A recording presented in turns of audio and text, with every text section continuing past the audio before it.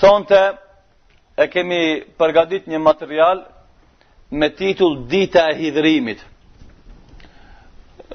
Normalisht e shumica për shembull për juve, kur të ndëgjon vetëm se titullin, do të habit në start se vallë për çka bëhet fjalë. Do të flasim për problemin që kanë muslimanët përkohësisht, momentalisht, mes muslimanëve edhe izraelitëve në tokën e Palestinës. Na kemi mbajt kalume derse mbi problemin, domethënë, e muslimanëve me jo muslimanët në Palestinë, në aspektin domethënë politiko-fetar dhe në aspektin thjesht fetar, komentin e 5 ajeteve të surës Al-Isra. E sot do të flasim rreth aspektit biblik të problemit domethënë të Palestinës. Do të lexojmë citate nga Bibla, edhe të sqarojmë se fundi i shtetit izraelit është i garantuar me vetë fjalët e Zotit që janë në librat e tyre. Na kemi kallëzuar me Kur'anin, kemi kallëzuar me politikën, do të kallëzojmë edhe me fjalë të Biblës. Pse që mos të mbetet në zemër të muslimanit asnjë grimc të dilemës dhe dyshimit se fundi i Izraelit është afër.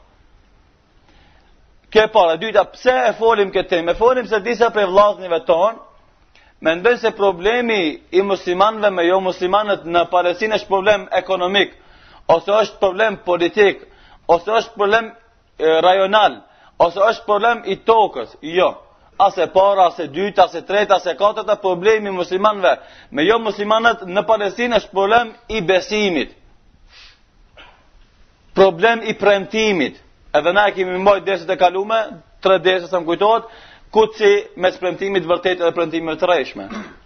Pra problem premtimi, kujt ja ka premtuar Zoti këtë tokë të bekuar. Andaj ku ta marrin vesh na këtë pikpamje të problematikës, atëherë s'kemi nevojë na me bo hapa dhe lëvizje, me nxjerr pamflet, me bojkotu Coca-Colën e me vozit Chevrolet. Pse është shumë çesharake. Se dhe Chevrolet është i Amerikës, për shembull edhe Coca-Cola është e Amerikës, nëse ai ndihmon në Coca-Cola Izraelit edhe me Chevrolet i ndihmon Izraelit. Në Chevrolet kushton për shembull 100.000 marka, në Coca-Cola është 1 mark, cilën duhet me bojkotu përpara. Andaj fletët e bojkotit ekonomik ndaj Izraelit ndoshta e ka efektin e vet, na nuk e kontestojmë, mirë po. Problemi është më i madh se sa problem ekonomik. Na kena problemin aka ideologjik me ta. Problem besimi. Edhe na këtë punë duhet me marrë vesh mirë. E ku ta marrin vesh problemin e besimit, ku ta marrin vesh premtimet e Zotit që i kemi kallëzuar në derset e kaluara, edhe ku ti marrin vesh na premtimet e vet Biblës për fundin e Izraelit, atëherë problemi është shumë i qartë. E kemi marrë vesh na këtë problematikë dhe s'ka nevojë pastaj me fut në aktivitete skajsore, domethënë dorës 50, s'ka në vlerë të madhe, afton të me lëm boshën e problemit.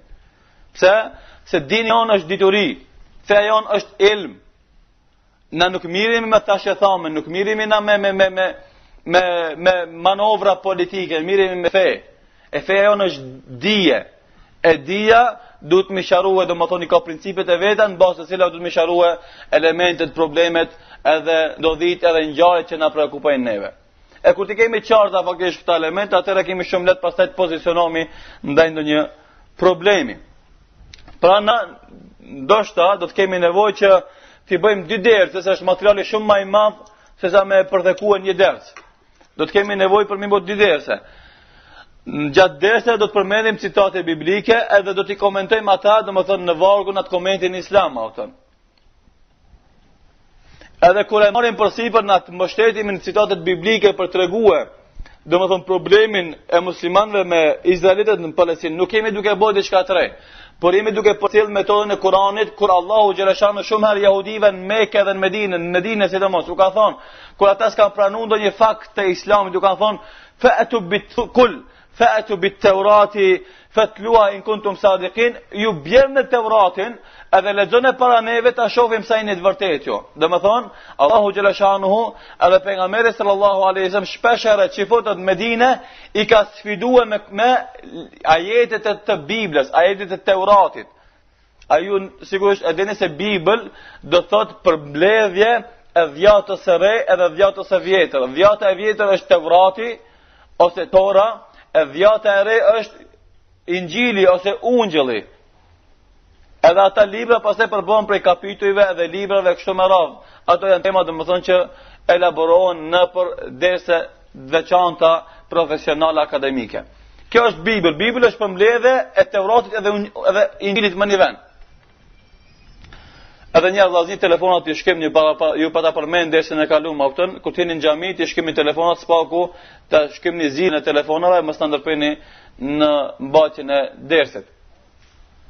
Pra Allahu xhaleshanu kur jehudit kanë bë lajka, i ka thonë lexoni ju Tevratin, edhe ta shihni se çfarë porosia janë në Tevrat. Mirë po pse tabiati jehudive është tabiat dinak, tabiat dhelpnak, tabiat i kurtheve, dredhijave, ata edhe Tevratin se kanë zbatue. Pra, kur bim në citatet e Tevratit ose të Biblës përgjithësi për të verifikua qëndrimet islame, pra e përcjellim metodën e Kur'anit. Edhe shumë është më rëndësishme me sqaruket polemik, se me treguar se ata ushtar për shembull të Izraelit që luftojnë për Izrael nuk e kanë drejt. Çështja e tyre nuk është drejt, kjo është zullum që i bëhet domethënë muslimanëve në atë vend. Normalisht se që futet fakisht edhe krishterët fundamentalist janë në ndikim e komenteve që a bëjmë për shembull priftërit e tyre me rabinat edhe priftërit Biblës. Edhe nga ky shkak vjen edhe të deformimi. Por nëse ata i largohen komenteve edhe e lexojnë vetë Biblën, do shohin se këta premtime që ka dhënë Allahu subhanahu wa taala për ka me bërë dhe kujt i dedikohen. Normalisht se ata pa marrë parasysh se çka bëjnë kundër muslimanëve, muslimanët janë të obliguar që ndaj tyre cilën sipas porosive të Kuranit edhe porosive të pejgamberit sallallahu alaihi wasallam, kurse llogaria e plot dhe hakmarrja e drejtë do të ndodhë në ditën e Kiametit, atë ditë kur do dalin para Allahu subhanahu wa taala, i cili atë ditë kur secili prej neve do të llogaritet në imcirat e problemeve të veta, qofshin të mira ose të këqija. Andaj Allahu në Kur'an i ka thonë jehudive në veçantë, "Leysa bi amaniikum wala amani ahli kitab." Nuk është shpëtimi sipas shpresave tona ose të ehli kitabit. Me njamel suan yuzbihi ai që bën keq pa me u shpërblej për të keqen. Wa ya'mal wala yajid lahu min dunillahi waliyan wala nasira, edhe s'ka me gjet përveç Allahut mik e as ndihmës. Domethënë, ditën Allahu jashon nuk fitohet me shpresim, me pretendim, me falso argumente, por fitohet me fakte, të vërteta, me punë të mira, me lodhjen e raskapitit për Allahu subhanahu wa taala, a ditë llogaria është domethënë e drejtë edhe a ditë nuk ka vlerë domethënë tradhtia dhe mashtrimi. Çka shkaktoi intifada e muajit Rajab, domethënë para vitin e kaluar që filloi afton me hyrjen e kryekriminalit Sharon fakisht në Mesjid al-Aqsa, ku shkeli fakisht koma e tij domethënë në xhamin e pastër të muslimanëve. Ata u patën përcaktuar nga konferenca e Madridit edhe konferenca e Oslos që të shkojnë proces paqësor.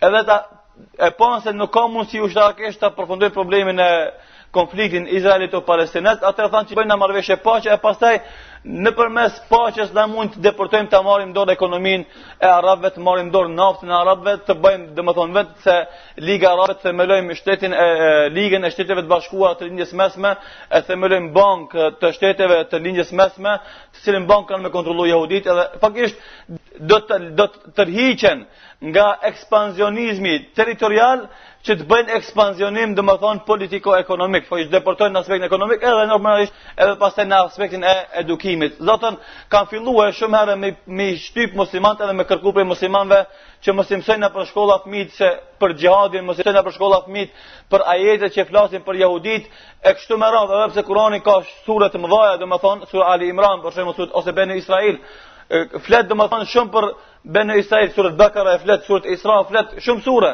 Tash mundana me për gjysmë Kur'anin një pjesë me ka dhënë muslimanëve, një pjesë me mshef prej muslimanëve. Mirë, po presionet janë të ndryshme. Edhe ata u patën përcaktuar që nëpërmes politikës ta hanë zemrën e muslimanëve edhe mos ketë konflikte. Mirë, po intifada e muajit Rajabit e ndryshoi rrjedhën e ndodhive. Në këtë vend bekuar u çori maskat shumë politikanëve, politikave, institucioneve edhe njerëzve. Andaj intifada e muajit Rajab